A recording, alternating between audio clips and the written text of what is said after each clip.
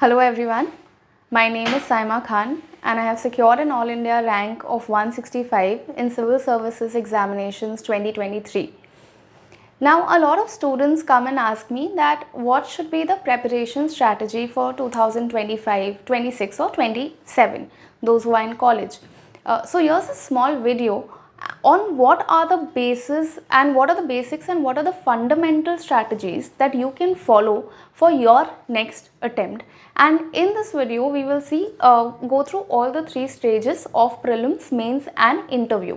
So it's a short video, but I'm trying to make it as comprehensive as I can. Firstly, as we know that there are three stages to the examination. The first being prelims, followed by mains and ultimately the interview round.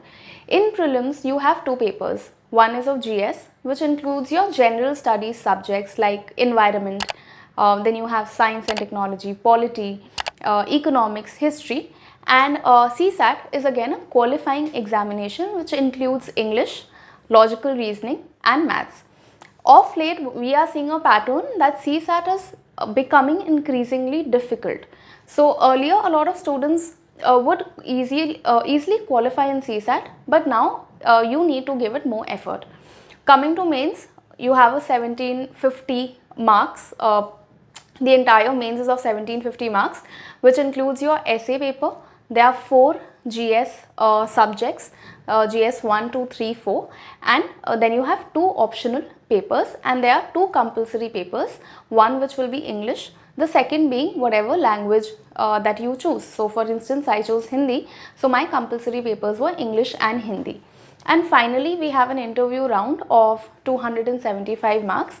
I feel this is the easiest stage. If you can have a conversation with someone, you can easily score very well when it comes to interview. But before reaching the interview stage, we need to qualify these two major hurdles. So we'll deal with a strategy on how we can easily qualify and how we can maintain consistency throughout the 1-year process in which the examination is conducted. Okay. Also, these are the cutoffs. So if you see prelims cutoff, it is varying from around 75 in 2023 to 98 in 2019. So again, this is an exceptionally low cutoff. We usually don't see cutoff go below 80. So your strategy should be scoring somewhere around 90 to 100. If we see 2024 prelims paper, we are expecting a cutoff of around 95. So your strategy should be 90 to 100 to be secure. 90 to 100, better if you get above 100. That is guaranteeing you are qualifying the examination. But again, 90 to 100 is the ideal score. Similarly, if we see in mains, the past 5-year analysis, it is mostly in the 740s range. So you have 741, 748, 745, 736 and 751. So again, when you are appearing for mains, obviously this is the cutoff. You just don't want to meet the cutoff, you want to score a little more. So for instance, if you have 740 here, you should at least aim for 780, 790 in your mains examination. But yes, above 750 should be the target. It's better if you can score above 800, but keeping it realistic, it should cross at least 760, 770. It should cross. And this is very much achievable. Okay, so now coming to the strategy. Okay, now stages of UPSC preparation, there are certain things which you have to follow for prelims, for mains and for interview. Obviously, what you study in these 3 stages are different. In mains, you study more subjects. In interview, you study more about how to develop your personality, or there's a different pattern or different way of analysis. But there are few tips or few things you should keep in mind in all the 3 stages. The first is hard work. So if you are studying on an average, again people say that I want to study 12 hours and 14 hours. It's not possible, it's not realistic, because you have to do that on over a span of 1 year. So on an average, I think studying for almost 6 to 8 hours should suffice. If you are not doing anything else, if you are not in college or if you are not working and if you are a full-time aspirant, at least try to study 8 hours. At least try to study 8 hours. Obviously, quantity does not matter, quality matters, but you can't study 2 hours or you can't study 3 hours. There has to be a minimum amount of hours that you are devoting to your preparation. So at least try to study 8 hours if you are not doing anything else. Let's say you are working or you are a college student and you started your preparation early. Try to study 5 to 6 hours. Try to take out 5 to 6 hours at least in a day, and again this has to be consistent over the span of your preparation. So again, this is one thing, but when I'm saying 5 to 6 hours or when I'm saying 8 hours, that means a focused attentive session. Within these 8 hours, you cannot do each and everything, or you cannot go out, or you cannot use your cell phone. If you are studying 8 hours, that has to be with complete focus on the subjects that you are studying. Secondly, foundation building. Now this is very, very important. Foundation building, that is conceptual clarity. You have to focus on conceptual clarity. Those subjects which are not your strong area, those subjects which you have not had in school or in your graduation, you will also have to study that in UPSC. So for instance, I am from a humanities background. I did not have economics or science in my school or college. But then again, when you jump into the preparation, you will have to deal with the subjects. You don't have to study a lot, but at least know the basics. At least have conceptual clarity regarding it. Okay, intensive practice. Intensive practice, what you have studied, you have to put it to test. Have you grasped the concept enough? Are you studying according to the pattern which UPSC wants you to study? All these will be only tested through tests, through mock tests. So you have to do intensive practice. Let's say you complete a syllabus, let's say you complete a subject, you are supposed to appear for mocks on that particular subject to assess your level of learning and to assess your level of preparation. That will help you understand exactly how solid your preparation is. वो बहुत ज़रूरी है. आप अपने preparation को सिर्फ पढ़ के बैठ जाना काफ़ी नहीं है, आपको टेस्ट देने पड़ेंगे. You will have to appear for mocks. So practice आपको करनी पड़ेगी, क्योंकि ultimately प्रीलिम्स या mains is about appearing for a test. तो आपको टेस्ट देने हैं. Focus on revision. आपने कुछ पढ़ा, आपने उस पर टेस्ट दिया, वो टेस्ट अच्छा गया या अच्छा नहीं गया, कुछ भी, आपको उस टॉपिक को अब भूल नहीं जाना है. इट्स नॉट लाइक कि I have appeared for this test, now I don't want to study this. No, you have appeared for the test. Find out कौन से जगह पे आप गलत गए, कौन सा सब्जेक्ट आपका वीक है, और उस पर आप फोकस करिए. Keep on revising that. So revision is the key. You can't, if you say, let's say you study one subject properly and you don't touch that subject for 2 or 3 or 4 months, you will forget everything. You will again have to restart. So it's best कि keep your resources limited but keep on revising them. And ultimately क्या है, final revision. Final revision क्या है कि 10 दिन पहले prelim से या 10 दिन पहले मेन से आप फाइनली एक की वर्ड के रिसोर्सेज हो गए या जो की फैक्ट्स हैं, जो इम्पॉर्टेंट टॉपिक्स हैं, आप उनको रिवाइज करेंगे. इस पे हम और बातें करेंगे, but these are the basic strategies that you have to follow in all the 3 stages of the examination. Okay, so coming to the daily timetable, again this is a very tentative schedule. You can definitely and you should definitely modify it according to your own routine or your own pattern. ठीक है, तो पहले तो general studies के लिए आपको 4 घंटे निकालने हैं. अगर हम मान के चलते हैं कि हमारा एक 6 आवर का या 6 to 8 आवर्स का शेड्यूल है, तो कम से कम आप 4 घंटे निकालो जनरल स्टडीज़ के लिए. आप इसको 5 घंटे भी कर सकते हो. और 2.5 our session for let's say 2 subjects और यू बिल्ड 2 स्लॉट्स. तो आपको जनरल स्टडीज़ पे मेजॉरिटी फोकस वहीं जाएगा, because bulk of the syllabus is made up of GS. And again in this it has to be an integrated preparation. तो सिर्फ prelims के लिए नहीं पढ़ना है या सिर्फ मेंस के लिए नहीं पढ़ना है. एट द बिगनिंग जब आप स्टार्ट कर रहे हो, आप कॉन्सेप्चुअल क्लैरिटी, कॉन्सेप्ट बिल्डिंग पे फोकस करो, और prelims wise as well as mains wise दोनों तरीके से आपको अपनी पढ़ाई को करनी है. Again current affairs is extremely important. Current affairs आपको पढ़ने ही हैं. तो अगर आप करंट अफेयर्स के लेट्स से आप मैगजीन्स करते हो, तो आपको लास्ट में आपको ऑलमोस्ट, अगर आप 2 घंटे देते हो, तो आप करंट अफेयर्स प्रॉपरली कर सकते हो, plus this will also include revision. 2 घंटे में आप पढ़ भी सकते हो और at the end of the month आपका रिविजन भी इंक्लूड हो जाएगा। जिनका CSAT बहुत कमज़ोर है, दिन में एटलीस्ट 1 घंटा CSAT के लिए निकालो, because we are seeing a lot of students are not able to qualify prelims only because of CSAT। पहले ईजियर था CSAT को इग्नोर कर देना, लेकिन अब आपको CSAT पे बहुत ज़्यादा फोकस करना है। दिन में आप 1 घंटा निकालो। अगर आप अभी से भी स्टार्ट करते हो, let's say you start from the month of September and you keep on practising it till your prelims, आपका CSAT क्वालिफाई आराम से हो जाएगा। तो at least you don't have to top in CSAT, आपको कोई 150 120 नहीं लाना है, आपको 67 के अराउंड चाहिए, तो इतना आपको आ जाएगा अगर आप डेली 1 घंटा देते हो। But again you have to be consistent. Now this does not include newspaper, तो आप इसमें एडिशनली न्यूज़पेपर भी डाल लोगे। न्यूज़पेपर में आपको ऑलमोस्ट बिगिनिंग में 2 घंटे लग जाते हैं, तो start your day with the newspaper. At least newspaper को भी 2 घंटे दो, या फिर आप उसको करंट अफेयर्स सेशन के साथ मर्ज कर सकते हो। Now this is very easy for people who are not doing anything else. जो कुछ और कर रहे हैं, ऑब्वियसली आपके ये नंबर ऑफ आवर्स जो है रिड्यूस हो जाएंगे। आप 4 घंटे नहीं दे पाओगे, आप 3 घंटे दे पाओगे, यहाँ पे आप 1 घंटे दे पाओगे, यहाँ पे आप 1 घंटे ही रखो, ठीक है।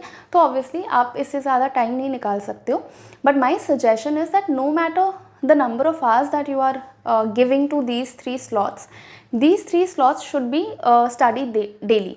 तो GS भी आप डेली करोगे, CSAT भी आप डेली करोगे और CSAT भी डेली करोगे। That is my suggestion. Number of hours जो है आप उसको डेफिनेटली मॉडिफाई कर सकते हो to fit in your schedule. Okay, so like we were talking about foundation building, very important is understanding the syllabus. बहुत सारे ऐसे एस्पिरेंट्स हैं जिनको लगता है UPSC का कोई सिलेबस नहीं है। UPSC ने ऐसे तक के लिए आपको एक सिलेबस दिया हुआ है, तो always keep the syllabus in mind. Foundation building का यही मतलब होता है कि UPSC क्या चाहता है आप पढ़ें, वो आप वही उसी चीज़ पे आप फोकस करें। You can't study everything that is there, it is not possible, right? So you stick to the syllabus and focus on the topics that UPSC is asking you to study. Okay, you can start with the NCERTs जिनका basic week है, जिनको बहुत ज़्यादा idea नहीं है। जैसे कोई subject ऐसा है, जैसे कुछ लोगों को हिस्ट्री में प्रॉब्लम है, किसी को पॉलिटी में प्रॉब्लम है, आप NCERT से स्टार्ट कर सकते हैं। NCERTs are the to go solution for UPSC। तो आप अपने फाउंडेशन बिल्डिंग के लिए, कंसेप्चुअल क्लैरिटी के लिए NCERT कर सकते हैं। अगेन पीपल से आप 6 to 12 करिए। अगर आप 6 to 12 नहीं करना चाहते, एटलीस्ट क्लास 9 to 12 के NCERTs कर लो। अगर 6 to 12 नहीं है पॉसिबल, आपके पास उतना टाइम नहीं है, तो एटलीस्ट क्लास 9 to 12 प्रॉपरली कर लो। यहाँ पे आपका बेसिक आइडिया जो है वो क्लियर हो जाता है regarding all the subjects. Then you can shift to reference book. Reference book as an Laxmikanth हो गया फॉर पॉलिटी, स्पेक्ट्रम हो गया फॉर हिस्ट्री, ठीक है। और जोग्राफी के लिए आप GC लियोंग फॉलो कर लेते हो। तो ये सारे रेफरेंस बुक आप कर सकते हो for value addition. But again do not run after resources. आप 5 बुक या 6 बुक एक पर्टिकुलर सब्जेक्ट के लिए नहीं करोगे। You have to cover a lot of subjects, so it is always best to limit your resources and focus on revision. तो आपने NCERTs की प्लस इसके साथ हर सब्जेक्ट के लिए एक रेफरेंस बुक कर लिया। एक से ज़्यादा मेरा सजेशन नहीं रहता है, it's not required to do it. तो एटलीस्ट आप एक मैक्सिमम 2, इसके बियॉन्ड तो जाना ही नहीं है, तो 1 या 2 रेफरेंस बुक आप ऐड कर सकते हो और NCERTs कर सकते हो। That will give you a very strong foundation and that is more than enough to clear prelims and mains में। ऑब्वियसली आप वैल्यू एडिशनल नोट्स करते हैं। Integration of concepts and current affairs. Concepts and current affairs, तो मानो आपने let's say disaster management में कुछ पढ़ा, न्यूज़पेपर में कोई एक न्यूज़ आता है कि अर्थक्वेक कहीं पे आया है, तो आप उसको कैसे लिंक करोगे विद कॉन्सेप्ट कि अर्थक्वेक क्यों आता है, what is the tectonic plate theory, क्या डाइवर्जन हो रहा है, क्या कन्वर्जन हो रहा है, क्या हो रहा है। The entire concept of plate tectonic theory is something that you have to link to earthquake. Also then you have the multiple waves, the P waves, the S waves, the Rayleigh waves. आप ये सब earthquake में आप पढ़ते हो in geography. So this is how you will link current affairs with concepts for prelims. Let's say अगर हम mains के लिए कुछ पढ़ते हैं, let's say women issue is in news, right? Women safety is in news. सो आप कैसे link करोगे उसको मेन से कि why are women facing the problem, what are the reasons that women safety को हम इफ़ेक्टिवली डील नहीं कर पा रहे हैं। फिर आप हमेशा सोल्यूशन पे फोकस करोगे कि हम इसको इम्प्रूव कैसे कर सकते हैं, क्या तरीका है, क्या हम मेजर्स ले सकते हैं to improve the situation. You can use it as an ethics case study कि मानो अगर एथिक्स में एक ऐसा केस स्टडी आता है कि कुछ ऐसा इंसिडेंट हो रहा है and there is protest, how as a bureaucrat you will deal with the situation. So there are multiple ways to link your current affairs with the concepts. So you have to keep on thinking along that lines. और उसके लिए बहुत ज़्यादा ज़रूरी है कि आप syllabus handy रखें, तब आपको समझ आएगा कि GS1 का है या GS2 का है, GS3 का है या GS4 का है। So keep on revising like that and obviously you have to keep on answer writing and you have to appear for mock test. आप जो भी पढ़ रहे हो उसको टेस्ट करो, क्या आपने सिर्फ ऊपर ऊपर से पढ़ा है या फिर आप एक्चुअली आंसर कर पा रहे हो। अगर आप आंसर कर पा रहे हो आप सही पाथ पे हो, अगर आप आंसर नहीं कर पा रहे हो you need to put in more effort. So don't just learn and let it be, also write answers on that, appear for mock test on that. Okay, again the second thing that we spoke about was the intensive practice. Intensive practice आप कैसे दोगे, mock test series से दोगे, mock test series से दोगे आप intensive practice। कैसे mock test, again I advice कि प्रीलिम्स जिनका वीक है या जिनको प्रीलिम्स में और काम करना है, आप जनवरी या फरवरी से मॉक टेस्ट देना स्टार्ट कर सकते हो and that has to be every Sunday. So every Sunday if you appearing, जैसे हमने यही चीज़ किया था, जैन से हम मॉक टेस्ट देते थे, हर संडे हम प्रीलिम्स के मॉक्स देते हैं एंड दैट कंटिन्यू टिल मे। तो 5 महीने हमने प्रॉपरली एक GS पेपर और इसमें CSAT भी आप इंक्लूड करोगे, एक GS और एक CSAT आप देते रहोगे, तो you will get into the habit also and you will assess your preparation also. Secondly is obviously answer writing practice. Again because it is an intensive and integrated preparation, आप सिर्फ pre पे focus नहीं करोगे, you have to focus on pre, mains and interview. Interview बाद में आता है तो हम उससे बाद में डील करते हैं, but also answer writing practice for mains. So let's say आपने कोई टॉपिक पढ़ा, again coming back to let's say women safety, आपने कोई टॉपिक पढ़ा तो again write practice an answer on that कि क्या रीजंस है, क्यों ऐसे हो रहा है। लेट्स से पेट्रियार्कल एटीट्यूड है, लेजिस्लेटिव लैप्सेस हो रहे हैं, सोशलाइजेशन फॉल्टी है, all of this will be the reasons and then provide solutions. तो ये भी आपको करना है। रिविजन आप कैसे करते हो, थ्रू टेस्ट। आप जितना टेस्ट दोगे उतना आपका रिविजन सॉलिड होगा, उतना ज़्यादा स्ट्रॉन्ग होगा। Compare your answers with others to understand आप कहाँ पे खड़े हो। It is important to read others answers also. तो हम जब टेस्ट देते थे I would read my peers answers.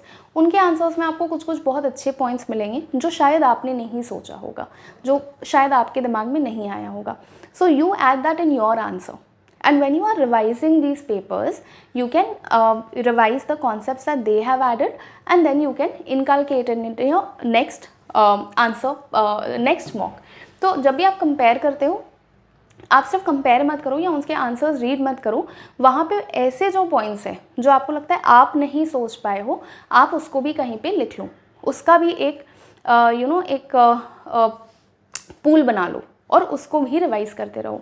And always एक सिम्युलेटेड एनवायरनमेंट प्रैक्टिस, घर पे बैठ के अकेले आराम से अपने घर के कंफर्ट में नहीं देना है test. You have to come to a centre. My advice is if you can go to a centre at least for a few mocks, जहाँ पे और 50 लोग 60 लोग एग्ज़ाम दे रहे हैं, वहाँ पे आप उस प्रेशर में बैठ के एग्ज़ाम दोगे तो आपको आपका रियल परफॉर्मेंस पता चलेगा। So you can appear for a few mocks obviously अपने घर से, but mostly before exam try to write it in a simulated environmental aspect, जहाँ पे UPSC के कंडीशंस को रेप्लिकेट किया जा सकता है। एंड एम्फोसिस ऑन ऑप्शनल, साथ साथ में आपको ऑप्शनल पे भी फोकस करना है। आप ऑप्शनल स्टार्टिंग में तो नहीं कर पाओगे, बट जैसे ही आपका एक बार मेजर सब्जेक्ट्स का बेस बन जाता है, let's say if you start your preparation, 4-5 महीने में आपका एक बेस बन जाता है strong. After that you can definitely start focusing on your optional. For optional I will obviously say please don't start your optional after your prelims, you will not be able to complete it in a span of 2 to 3 months. तो optional आपको अगर आपका prelims है मई में, आप optional at least अगस्त सितंबर से start कर दो, सितंबर टू दिसंबर जितना ऑप्शनल रैप अप कर सकते हो उतना कर लो, या फिर सितंबर टू जनवरी, ये 4 महीने में try to wrap up as much optional as you can, and from January you can focus on और from February you can focus on prelims again. Okay, again revision and full length test पे हमने बात की है. Revision and full length test, revision आपको करना है. Again they are 2 types of revision. एक आप करते हो जहाँ पे आपके पास बहुत टाइम है, एंड जब भी आप मॉक टेस्ट दे रहे हो आपने उस सब्जेक्ट को रिवाइज कर लिया. उस मॉक टेस्ट में आप एक एनालिसिस करते हो. कैसे करते हो analysis? There are certain questions that you are not able to answer, और सर्टेन क्वेश्चंस आपने गलत किया है. तो उस एनालिसिस में देखो कि जो क्वेश्चन गलत हुआ है वो क्यों गलत हुआ है. Is it because of lack of knowledge, और is it because you read the question wrong, और is it because of a silly mistake. Try to understand that part in test analysis. ठीक है. सेकेंडली, फोकस करो weak areas पे. कौन से ऐसे subjects हैं जहाँ पे आपके मार्क्स कम आ रहे हैं. तो जैसे for me that would be economics. मेरे इकोनॉमिक्स के जो सेक्शनल टेस्ट होते थे बहुत अच्छे नहीं जाते थे. So I knew I had to focus more on economics, I had to focus more on environment, more on science. So through mock test also identify what are your weak areas. and lastly, current affairs. अगर आप 1.5 years नहीं कर सकते हो, try to do at least 1 year. at least 1 साल अगर करोगे current affairs, that should suffice for your prelims. but again, learn it, appear for mock, and then analyze the mock कि आपने क्यों गलत किया, और उस एरिया पे काम करो. और जहाँ जहाँ गलत हो रहा है उसका भी एक पोल बना लो. अगर कोई एडिशनल इन्फॉर्मेशन है उसको भी अपने किताब में या नोट्स में ऐड करते रहिए. Okay, the last important aspect is final revision. Final revision क्या है? इसमें सबसे इंपॉर्टेंट एक ही चीज़ है कि आपको की टॉपिक्स को रिव्यू करना है. What are key topics? Again there are certain topics that are important in every subject. So for instance if I am talking about polity, I would definitely say कि parliament revise कर लेना. Parliament important chapter हो जाता है, या फिर preamble revise कर लो, answer writing में बहुत हेल्प करता है. So you will have to identify the key topics. जो इम्पॉर्टेंट है वो आप रिवाइज करते रहिए. ऑल्सो इस की टॉपिक्स में बहुत इंपॉर्टेंट आता है फैक्ट शीट्स. फैक्ट शीट्स क्या होता है? ये मेंस में मोस्टली काम आता है. अगर आपको कोई बहुत अच्छा डेटा मिलता है मेंस आंसर राइटिंग में, हम डेटा पे फोकस करते हैं. We try to use data to substantiate our answers. तो आप फैक्ट शीट्स बना लो. फैक्ट शीट्स क्या होता है कि सिलेबस का कीवर्ड्स ले लो. सिलेबस के कीवर्ड्स में जैसे there is poverty, there is women. तो मैंने एक एक पेज में ये सारे कीवर्ड्स लिख दिए. ठीक है, ऐसे मैंने 25-30 कीवर्ड्स लिख दिए. अब मुझे पॉवर्टी पे अगर कोई अच्छा डेटा मिलेगा तो मैं जाके उस हेडिंग के अंदर लिख दूँगी. वुमेन के अंदर कोई अच्छा डेटा मिलेगा, वहाँ पे लिख दिया. इंटरनेशनल रिलेशंस में कोई अच्छा टर्म दिखा, जैसे डिहाइफिनेशन दिखा when it comes to Israel Palestine, मैंने वो वहाँ पे लिख दिया. So before my exam I would just revise these keywords. Okay, so let's say for poverty I had around 15 data. Inequality कितना है, पॉवर्टी कितना है, नीति आयोग का रिपोर्ट है कि पॉवर्टी कितना कम हुआ है इंडिया में in the last few years. So you can add that in your answers. So ऐसे फैक्ट शीट्स बनाते रहिए, की टॉपिक्स पे फोकस करते रहिए. प्रीवियस पेपर्स जो आपने दिए हैं, मॉक टेस्ट दिए हैं, अगर आपके पास टाइम है उसको रिवाइज करिए, या फिर अगर टाइम नहीं है, जब भी आप एनालिसिस करते हैं कोई भी एक्स्ट्रा इन्फॉर्मेशन मिले उसको ऑलरेडी अपने नोट्स में ऐड कर लो. तो आपको you will not have to go through the entire process again. And current affairs जब भी आप रिवाइज करने बैठते हो, start from the most recent month. So let's say prelims is in May, you start from April, then you move on to March, then Feb, then Jan, and then you go backwards for 1 year. So you will have to keep on revising all the terms, all the GS subjects and the current affairs. ठीक है. And the most important thing, आपने बहुत ज़्यादा prepare कर लिया, सब कुछ strong है, बट अगर आप उस दिन ऑन दी डे अगर आप स्ट्रेस लेते हो तो आप अपना बेस्ट नहीं दे पाओगे. तो 2-3 चीज़ प्लीज़, अच्छे से खाना, अच्छे से सोना, sleep, take a proper sleep before prelims. अगर आप काफ़ी मॉक टेस्ट के लिए अपेयर करोगे तो आप एंशियस नहीं होगे before your main exam. So just rest, do not panic, do not take anxiety, destress yourself. Prelims के या एग्ज़ाम के 1-2 दिन पहले पढ़ाई बंद कर दो, ठीक है. लेट योर माइंड बी काम, रिलैक्स योर सेल्फ, बिकॉज जितनी भी स्ट्रॉन्ग प्रेपरेशन है, अगर उस दिन आप पैनिक कर गए तो कोई फ़ायदा नहीं होगा. तो 2-3 दिन पहले ही सब तैयार कर लो, बैग तैयार कर लो और 2-3 दिन एकदम चिल करो. Do not run after revising concepts just before the exams. It won't help. My suggestion is that just relax. Remember, it's only an exam. It's a part of your life. And आपने इसके पहले भी बहुत exams दिए हैं, बचपन से देते आ रहे हो, तो अभी भी अगर आप आराम से दोगे, इट इज़ बहुत ईजी हो जाएगा for you to think and to answer questions which you don't even know. तो वहाँ पे आप पूरी स्ट्रैटेजीज ऑफ एलिमिनेशन लगा पाओगे अगर आप काम हो. तो 2-3 दिन से अपना माइंडसेट बना लेना कि एग्ज़ाम है and it's just an exam. You have prepared well, आप साल भर से मेहनत कर रहे हो और बहुत आराम से you will be able to give the paper. So relax and do not stress over it. And yeah I think this is more और लेस प्रिलिम्स एंड मेंस के लिए. And to all the students who are going to appear, all the very best for your mains जो 2024 दे रहे हैं और जो 2025, 26, 27 में attempt कर रहे हैं. Please have keep these few points in mind and yeah all the very very best for your future.